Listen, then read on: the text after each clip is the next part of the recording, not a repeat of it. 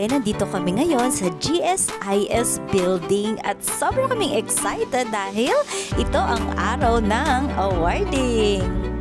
Ang aming kwentong puto short film documentary ay nakapasok sa Adult Division Top 10. At narito kami ngayon kasama ang aming mga piling kasamahan para umattend ng awarding. Nandito na kami ngayon sa registration area. At masigit kaming na-excite nang makita namin ang aming kwentong puto poster.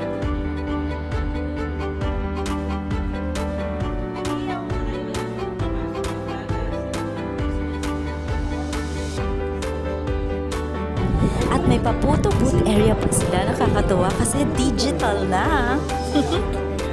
At syempre nauna na ang aking husband, ang aming director, at isa-isa kami syempre nagpa-picture. At wait in a minute ka lang dahil mapiprint na agad ang picture mo, may pa-souvenir ka na agad. Naku, nakailang post ata ako dyan. In-enjoy ko talaga yung pictures na yan. Papalit-palit pa ako ng props dyan, kaya ang tagal ko talaga dyan. In-enjoy ko talaga ng sobra. At pwede mo pa agad makita ang picture mo, kaya pag hindi mo gusto, pwede agad i-delete at edit picture ulit. Pasensya na, sobra talaga nag-enjoy ang mami dyan.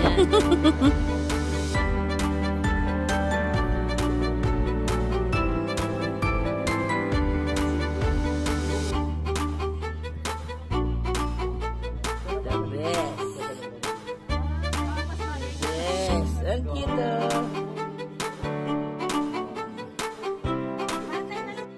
In-enjoy talaga namin ang picture dahil kakasetup pa lang. Nakaabang na kami. Kami ang unang mga na-picturean. So kami yung mga samples. Kasama rin ang aming mga anak sa documentary. Kaya kasama rin sila dito sa awarding. Halos buong pamilya kami ay nasa theater. Kaya nag-enjoy talaga kaming mag-asawa sa paggawa ng mga documentary and ng mga theater plays. And nakakatuwa rin na kami na rin mag-asawang nagtuturo sa aming mga anak, lalo na ng mga tamang pag-uugali dahil isa iyon sa mga basic na kailangan na matutunan sa theater. Noong una talaga ay puro mga theater plays lang din ang aming ginagawa, pero noong pandemic ay natutunan namin gumawa ng mga short film. Dahil noong pandemic nga ay bawal gumawa ng mga live shows. Kaya naging theater and film na ang platform na aming ginagawa. Isa ito sa positibo naming naranasan noong pandemic. Naku, nakaka-excite. Ang lahat talaga ng mga posters ng mga documentary ay nandirito rin sa labas. Part din ito ng contest. Napaka-artistic talaga ng lahat. Iba-iba talaga ang mga ideas. Grabe, ang dami mong matututunan. Iba-iba ang mga atake nila. Kaya good luck talaga to everyone!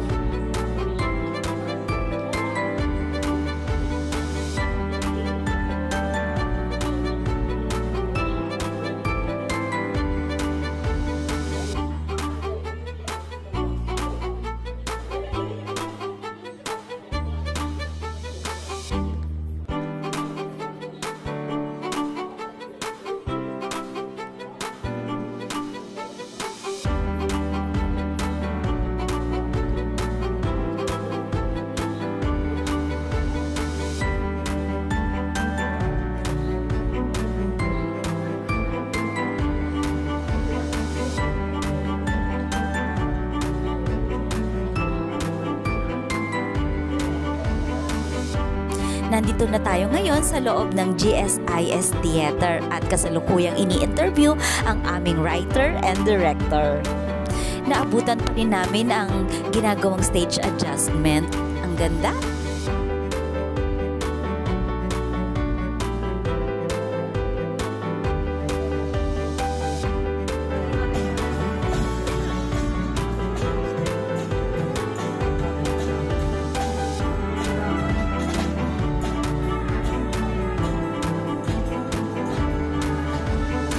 Nandito na ngayon ang aming buong team sa GSIS Theater. Nakaka-excite!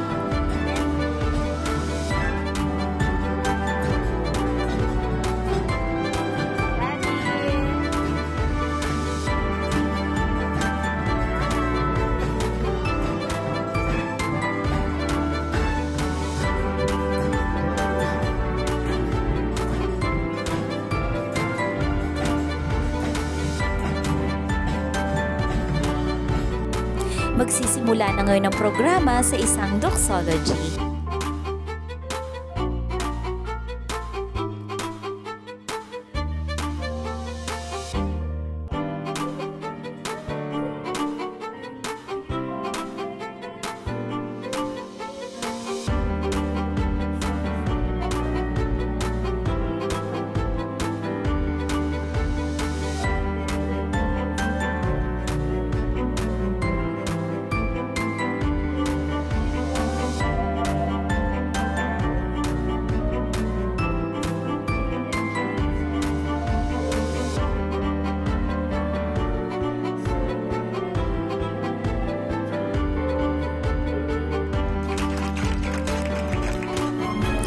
May intermission number pa, ang sayaw ng kulturang Pilipino.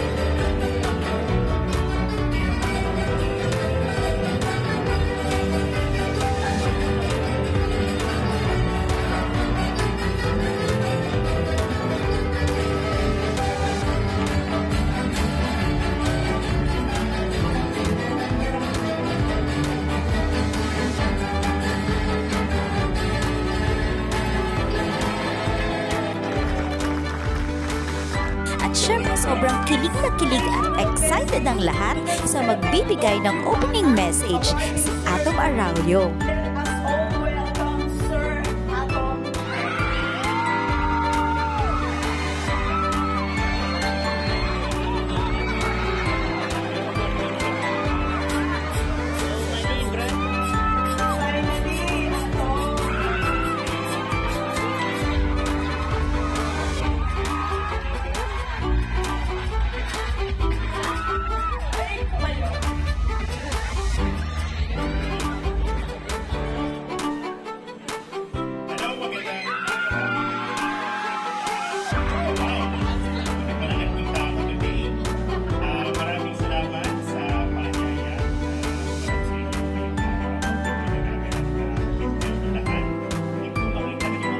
Stand before you as the guest speaker for the National Awarding Ceremony of Docu-Bata 2023. A heartfelt thank you to the National Council for Children's Television for extending this invitation and for orchestrating such a significant event.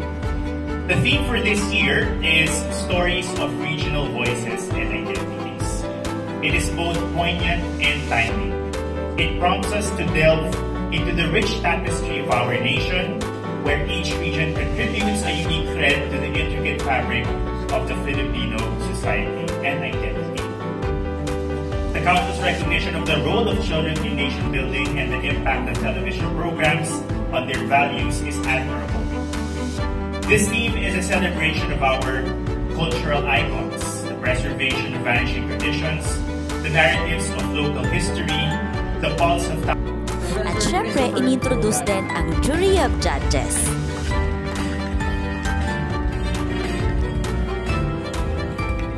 May we call on stage our DocuBata 2023 Board of Judges and also our resource speakers for DocuBata Business Class and Classroom.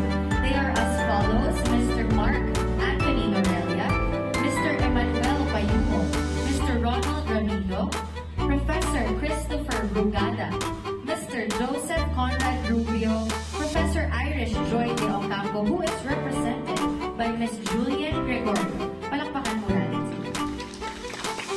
And of course, we have... At ang pinakahihintay ng lahat, ang awarding ceremony. Mga children! Sino yung mga panahiya sa adult? Eh, yung adult division. Nakakabihig naman. Seryoso na sila. Guys, loosen up. I know this is an awarding ceremony, but we are here to enjoy. That's right. Okay. We are here to enjoy. Ito na. So, once again, excited na ba tayong makilala ang ating top 10 finalists sa bawat division? At syempre, ang aming moment na sa stage. Ang top 10 finalists ng Adult Division. Ito po, dito ngayon. Sasamahan tayo muli ni Executive Director Atienza at Chairperson Carmen Tansay Tablado.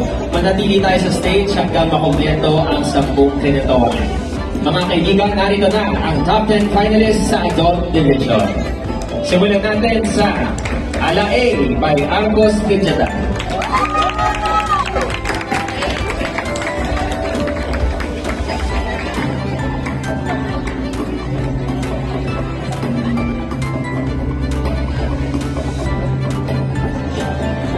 Ang Bayani at ang Kanyang Sandok by Musikwela Kids TV.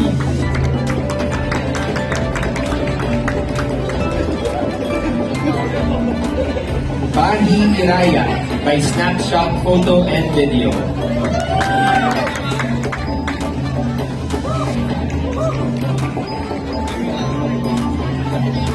Hermano Uli, The Young Crusader of Change and Courage by SAD Productions.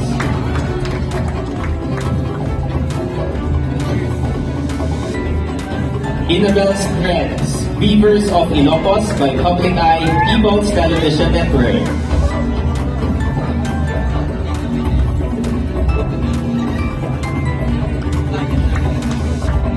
Kanlungan by Duhat Productions.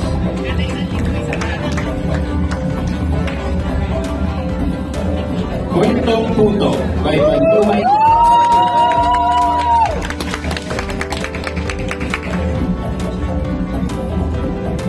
Liwanag ng Gayaman by Artsilangan Collective.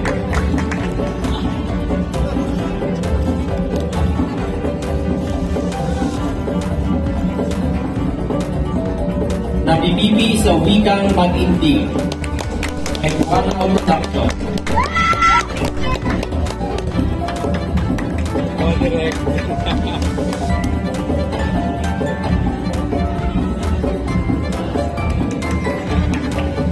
Trece by KMJSA Productions and OOTV Multimedia Consultancy.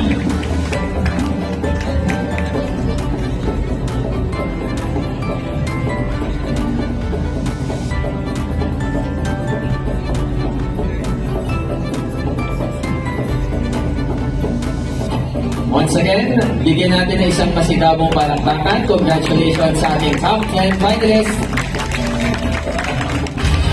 ng Adult Division.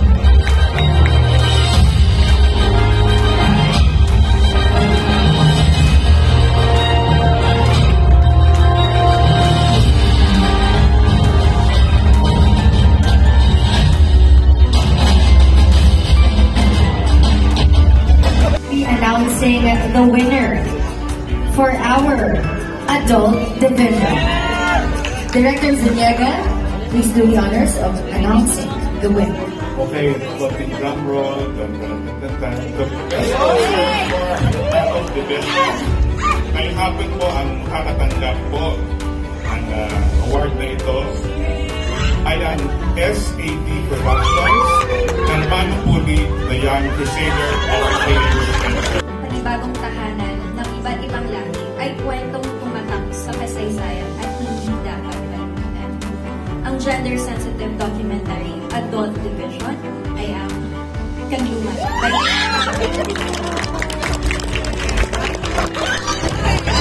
And the Audience Choice Award for Adult Division is Kwentong Puso.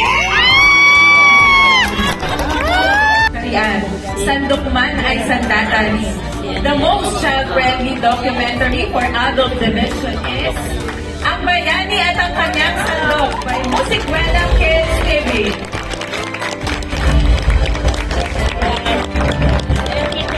The Adult Division.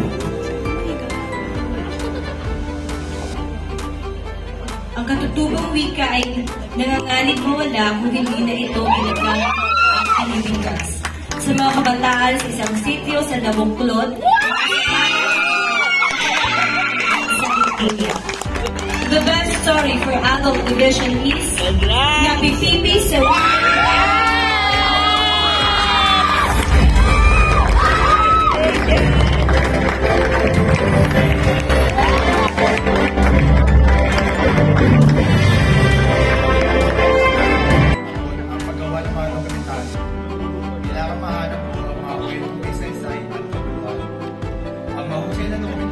may nakaabla sa katotohanan at mayroong nais na itawid na panawagan. Sa pahusayan ng pagkwento, ang tanghaling isa sa pinakamahusay ay karangalan. Ganito ang mga nagwagi sa third best documentary.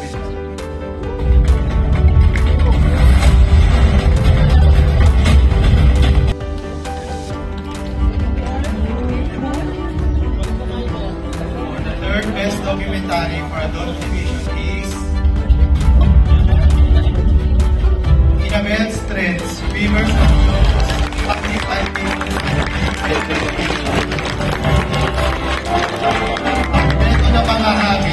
Second best documentary for adult division is sino? Is Bahi Eraya. By snapshot, photo, and video. Occidental, video. My vote Is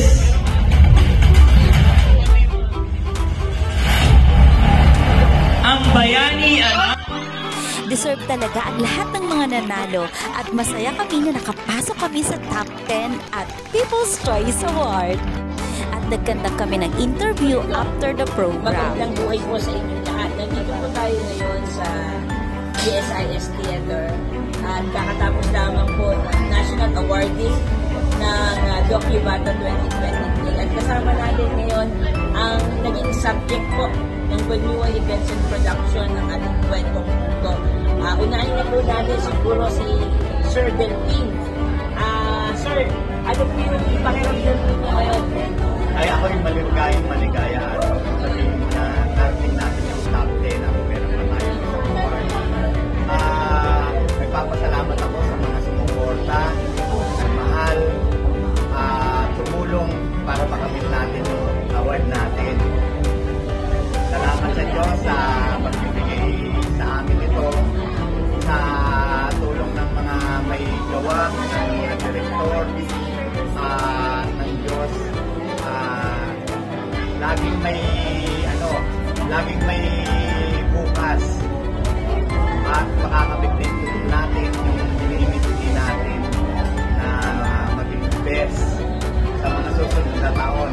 Basta huwag lang niyong alisin yung passion nyo sa paggagawa, makinig kayo sa iba, manood kayo sa iba, hanapin nyo lang kung ano yung kulang sa inyo at tandaan nyo yung passion sa puso nyo yung mag-aakyat sa inyo doon sa kailangan nyong akyatin. Naniniwala ako malaki ang aking pagtiwala sa mga may gawa ng production na ito na mas magiging mas maganda ang kanilang gagawin sa mga susunod na panahon. Maraming salamat sa inyo sa lahat ng mga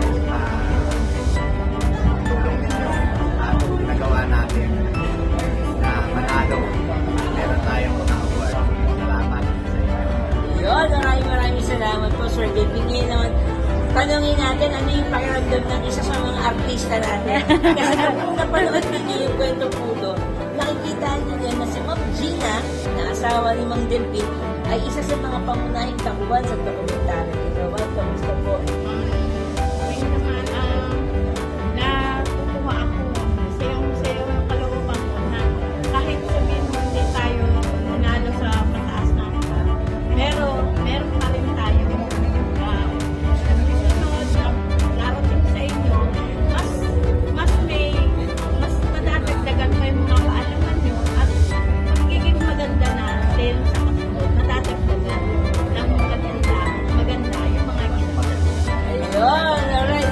Isa pa pong tanong, sa tingin naman ninyo, saan nakakarating ang Kwentong Pudo? Ano ba yung gusto natin nangyari dito sa Kwentong Pudo? Ang Kwento Pudo ay isang kwento ng pamilya na nagmula sa hindi naman napakahirap. Nagmula sa isang pamilya na minahal nila kung ano yung meron sila. Na kung ano yung ugat nila hanggang sa kanilang ugat nila ng puto na magpuputo hanggang nagkaroon ng branch, nagkaroon ng branches at nagkaroon ng leaves na miski sabihin natin na bunga man ang aming pamilya doon sa ginagawa namin na paggagawa ng puto, miski yung pagiging bunga namin siguro ay magpuputo din na hindi namin kinahiya dahil yun yung nagbigay sa akin dahil ano yung meron kami doon sa napanood nyo. Kaya sasabihin natin na huwag natin ikahiya kung ano yung meron tayo. Mahalin natin kung ano yung ibinigay sa atin ng Diyos. Yun, maraming salamat po. Ngayon po, sa tingin nyo, saan po makakarating kung aling Kwento Pudo? Mas maraming makaka-nararating ang ano natin. At ang anak namin, kahit sa mga anak namin, sana nga may magtuloy na amin. Tayo at sa mga siyempre magiging anak nila sa susunod. Sana masaling sa pang-fifth generation. Yun. Alright, ang Banyo Events and Production po ay lagos na nagpapasalamat sa pamilya ni Mang Delpin at ni Mang Gina na hindi na nagmadamot sa pagbabahagi ng kanilang kwento. Hindi po mula sa Banyo Events and Production. Maraming salamat. Salamat din kami sa inyo sa hirap na ginawa nyo, lahat ng mga naging obstacles ninyo, na napili na matatag kayo at tulong kayo. Maraming salamat sa inyo. Proud kami bilang ginawa nyo yung documentary kasi yung sinasabing totoong buhay ng tao. Hindi yan fiction, kundi isang katotohanan na katulad namin from drugs. Hindi naman siguro mahirap na mahirap at medyo naging sa antas ng buhay medyo umangat kami. Salamat sa mga inspirasyon at naging pinaanan namin sa buhay. Tandaan ninyo, kayo'y bumubuhay ng kapalaran ninyo. Huwag kayong bigyan kung ano yung meron kayo. Naggaling, napakagaling talaga rin si Delpin. Maraming salamat po sa inyo lahat. Hanggang sa muli pong dokumentaryo, Banyo Events and Productions.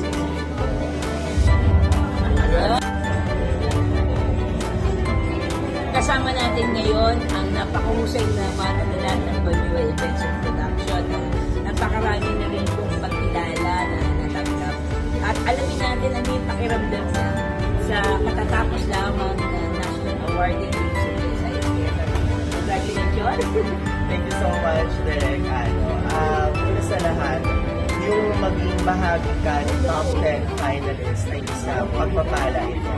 At isa itong buwan ng pagpapagal, pagpupuyat, at pag-iisip ng mga naratibong nais ihain ko sa mga manonood, lalo na sa mga bata. Siyempre, nang makuha natin po ang Audience Choice Award, napakasarap sa feeling na nagbunga ang lahat ng mga pag-share, pagpapalay, at higit sa lahat ay worth it. Kahit naban ako yung Facebook, pero worth it itong experience na to. Siguro, syempre, to be honest po, bilang isang manunulat at dokumentarista, sa bahagi ng best story ay inaasam ko talaga na makuha natin. Ngunit sa pakikinig ng mga naratibo ng mga nanalo at ng mga kapwa kalahok, basta bigyan ako ng damdamin na pagputihin pa, magsikhay, magpursige, na sumulat, hindi lamang para sa aking sariling validation, kundi sumulat ako para sa bayan, sumulat lalo para sa mga bata. Ayun. Yun, maraming salamat po, Sir Ian. Ngayon naman po, saan mo ba gustong makarating ang kwentong ito? Dito na ba ito nagtatapos? O ano pa yung mga pwedeng gawin para sa kwentong ito? Napakagandang tanong po niyan, Direk. Bilang isang nakabagong guro sa kasalukuyan, nais ko po gamitin ang ating dokumentaryo na maituro ito sa paaralan, lalo na sa STO Valenzuela. Maituro ito mula elementarya, secundarya hanggang senior high. Gamitin ang kwentong ito bilang springboard sa pagtalakay ng kasaysayan, pagtalakay ng wika, ng panitikan at iba pa. Alam ko, magagamit ito sa loob ng klase dahil ang kwentong ito ay danas ng buhay na buhay ng bawat Valenzuelano. Wow, ang ganda nun. Maraming salamat po. At sana nga po ay matupad ang mga plano, mga pangarap namin para sa kwentong ito. Maraming salamat. Hanggang sa muli.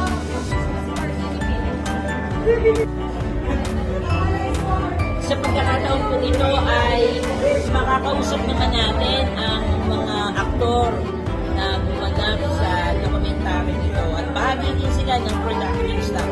Una sa lahat, gusto lang natin malaman yung kanilang pakiramdam. Ano yung pakiramdam ninyo dito sa kakatapos natin na National Award?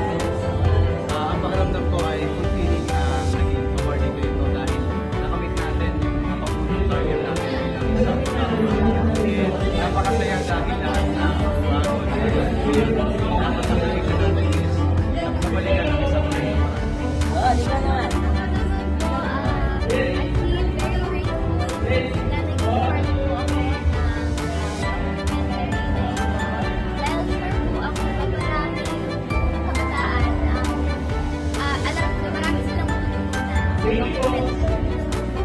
Ikaw, Kuya Ian. Kuya Lakad. Hanggang ano naninilig pa din ako sa kaba. Even though tapos na yung awarding. Pero yun, nararamdaman ko yun is, syempre sobrang fulfilling. Kasi itong award na to is yung pinakamit o yung goal talaga ng documentary na to or ng production team. Kaya sobrang saya na nabuha namin. Yan, alright. Sa tingin ninyo, bilang naging bahagi ng dokumentary ito, saan pa pwedeng makarating? Ano pa pwedeng mangyari sa kwentong ito? Ang kwentong ito ay pwede pang lumaganap sa buong Valenzuela, lalo na sa mga paaralan, para ipakilala din yung ano ba yung heritage ng Valenzuela, hindi lang isang okay. Para sa akin po, bagay na bagay sa paaralan. Kasi yung format documentary natin, in a way na maiintindihan ng mga Okay, salamat. Iba naman. Actually the same kasi ang format nga naman is for children na naiintindihan talaga nito, and yun lang, pag-aaralan ko ito ng mabuti ng mga bagong henerasyon. Alright, so sana nga po, ayon sa mga batang ito, ito po ay magdinig ng SDO Valenzuela, DepEd Valenzuela, na magamit ang kwentong ito bilang isa sa mga paksang tatalakayin sa asignaturang Pilipino at sa iba pang asignatura. Congratulations, guys!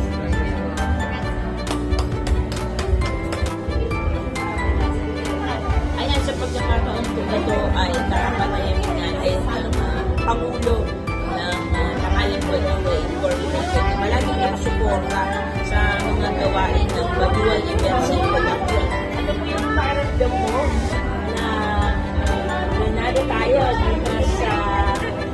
National Awardee ng People's Choice Award, Audience Choice Award. Mas na-excite ako sa mga susunod natin gagawin. Kasi hindi ko natatapos, nagsisimula pa lang ulit tayo. Ang sarap matuto habang umaasin ng mga events kasi ang daming ideas, mas nabubuhay yung passion. So, excited ako sa mga susunod pa natin gagawin. At sana, buong team ay maging katulong pa rin natin sa pagbuo ng documentary. Ayan, katulad na tinanong mo sa kanila, ano sa tingin mo yung mararating at saan pa makakarating ang kwentong buko? International. Kasi, pinopromote natin ang sarili natin, ang Valenzuela City. Marami pa tayong mga ideas na hindi na ilalabas. Kaya, sinisigurado ko na marami pa kami kayang gawin kasama ng buong team. Kaya, hopefully, international. Alright, so abangan po ninyo ang kwentong puto sa mga International Film Festival. Abangan niyo yung announcement namin sa aming Tangalag 25 FB page. Sa pagkakataon po ito, ikasama po natin si Guillermo Delgado. Nakikita sa inyo, ano po ang nararamdaman niyo? Sobrang saya. Salamat sa Panginoon, sa Diyos ang pinakamataas na papuri. Gusto kong magpasalamat sa mga kasama natin na wala dito dahil kung hindi dahil sa kanila, hindi mabubuo. Kay Ma'am Pimento Mori, sa inaanak ko na ating video editor, cinematographer, alam ko kung gaano kahirap yung pinagdaanan mo para sa inyo to, ng asawa mo, ni Michael. Salamat talaga. Kay Sir John Jeff Andaya, na hindi pinagdamot yung kanyang camera. Palagi natin ginagamit yung camera, pero kahit kailan hindi ko siya narinig na magreklamo. Sir John Jeff Andaya, para sa inyo to, mabuhay kayo. Salamat sa sakripisyo ninyo. Dahil walang kapalit na pera yung hindi matutumbasan yun. Gusto ko pong magpasalamat sa principal po ng Mapulang Lupa National High School, Sir Rudy. Salamat po sa tulong ng Alos Angel ng Departamento ng Pilipino. Sa mga teachers sa Pilipino, si Ma'am Esther, si Ma'am Cez, si Ma'am Rose, si Ma'am Risa, si Ma'am Marley, si Ma'am Carla, si Ma'am Camille. Ayan, si Ma'am Risa, hindi ko kayo nakalimutan. Tapos, gusto ko po magpasalamat sa nasirang principal po ng Dalandanan, kay Sir Ronald Trono. Sir, kung nasan ka man, para sa ito. At the same time, gusto ko rin po magpasalamat sa OIC namin ngayon ng aming SDS, Dr. Wilmore Caballero. Sir, salamat po sa support. Ganun din po sa aming OIC SDS, Sir Noel Bagano. Maraming salamat po sa support ninyo. At sa lahat po ng mga teachers sa Filipino Department, gagawa rin ng Pilipino ng Dalandanan. Maraming salamat sa tulong ninyo. Sa lahat ng mga estudyante na bumoto at nanood, sa lahat ng aming mga kamag-anak, kaibigan, yung mga personal message ko, kaya hindi na ako makapag-send ng message kasi sobrang dami na nung nasendan ko. Parang na-block din ako. 19 hours. No? Pero yun, no? Sabi nga nila, kapag gusto mo, gagawa ka ng paraan, hindi ka basta maghihintay lang. No? Maraming salamat, Mayor Wes Gatchalian. Mayor, salamat po sa tulong ninyo. At higit sa lahat, kay Sir Jonathan Balsamo. Sir, palagi kang nandyan pag kailangan ka namin. Kahit sobrang busy mo, hindi mo kami hinihindihan. Sir Jonathan Balsamo, para sa atin po ito, maraming salamat po. At syempre po sa pamilya ni Ma'am Delphine at si Ma'am Gina na nagtiwala po sa amin. Pinapasok kami sa bahay nila kahit hindi naman nila kami kilala. Pero talagang may plano ang Diyos sa atin. No? Basta malinis ang hangarin mo, mabuti yung laman ng iyong puso, ay pagbibigyan ka. Ayun lang. Maraming salamat po. Pwede ba namin makasama Ito na. Mag-i-interview. Ako naman mag-i-interview. Delicacy kasi ng Valenzuela. Maski nung sinuunang panahon kami lang Valenzuela lang. Kung matatandaan natin sa Valenzuela.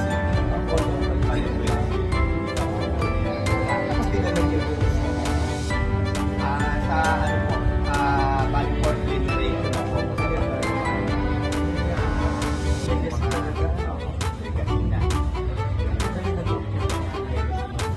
Kaya nga po nagpapasalamat ako sa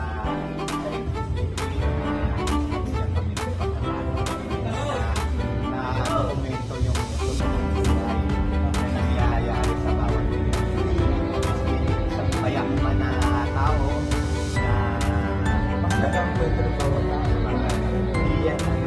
Kasi nga po yung nagiging speaker, yung talagang nagiging speaker doon sa mga audience, yung kinikwento niya yung totoong buhay na nangyari. Kaya po ang lahat ng ating mga dokumentar tayo ay gawa sa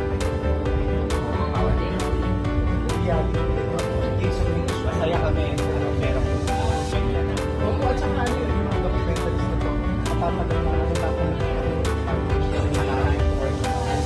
masaya din kami na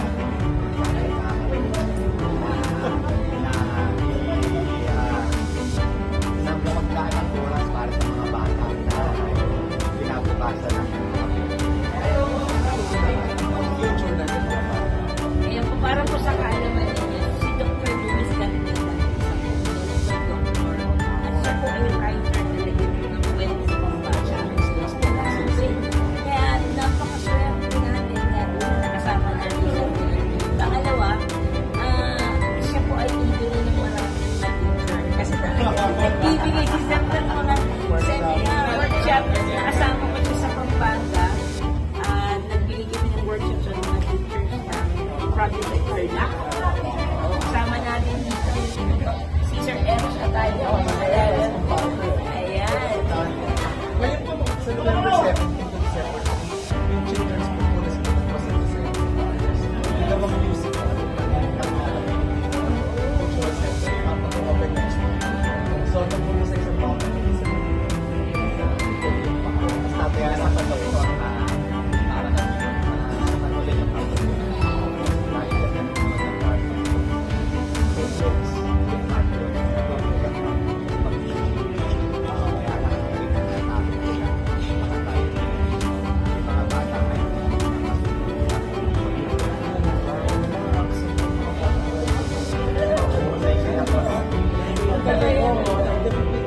ang bakit po natin hindi na natin yung mga cartoons nila. Kaya nga po, yung sabi nga natin yung yung content. Kasi naman kasi yung bata na tayo. Kasi mga cartoons yung dahil sa Japan, puro content, puro kasi yung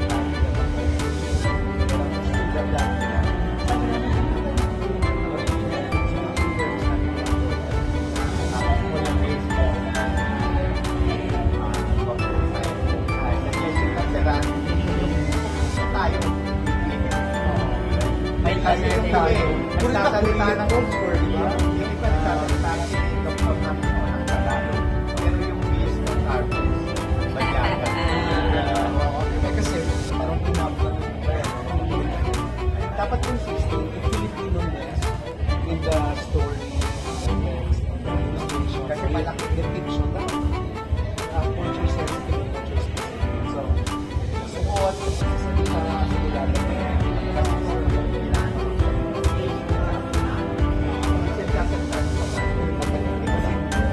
mas yung busero. Kabata rin yung busero. Anak ko. Ay, saan ako magpunta sa school? Tinatabaan ka ba? Sabi ko, pag sa Brent International School ako. Once a year na sila nagtatanong. Walang biga. Sabi ko, bakit ka na? Dapat ang sineselebrate natin yung kasi ating country sa kaya ang buwan ng isang dapat ang hindi lang gawin natin. Para balik ka.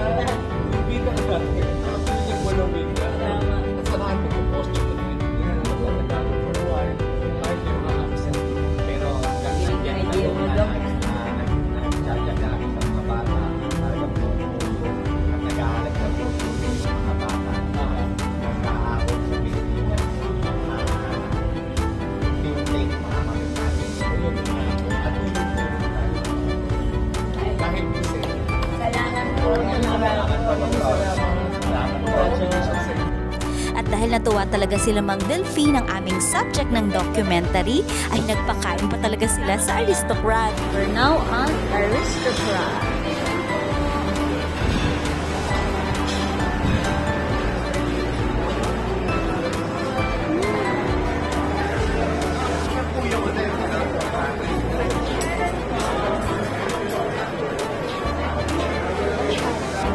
Lagi mo ito ka na.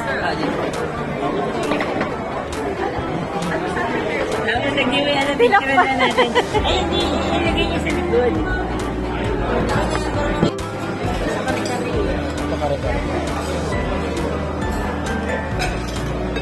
Salamat sa masaganang hapunan. Oo, saya. Kaya isipin